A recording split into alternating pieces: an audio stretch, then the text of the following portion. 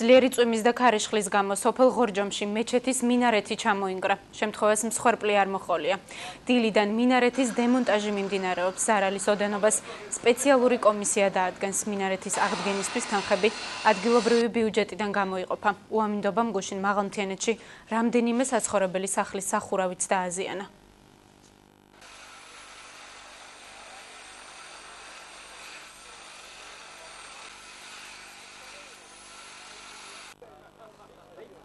ჩვენ 2-3 კაცი ვიყავით მაღაზიაში შიგნით.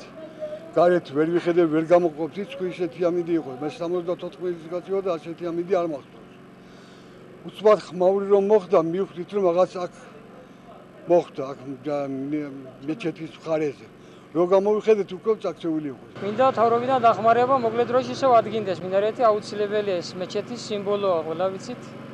რა თქმა უნდა, თავრობიდან დახმარებას თანადგობას ველით. დღეისთვის ამწემოწყობილობა გაუშვით ადგილზე, ასევე გამოვნახეთ ადგილობრივი ძალების დახმარებით სპეციალისტი, ელექტროშემდუღებელი, რომ არის საშემდუღებლო სამუშაოები, ანუ რკინის გადაჭრა არის საჭირო, რომ ობიექტი დაეშვას დაბლა ამწემოწყობილების საშუალებით, რომ ხიფაც არ ქონდეს ადგილი. შესაბამისი ზარალის სამთვლელი კომისია დაათვალიერებს ობიექტს, ზარალის ოდენობას დაადგენს.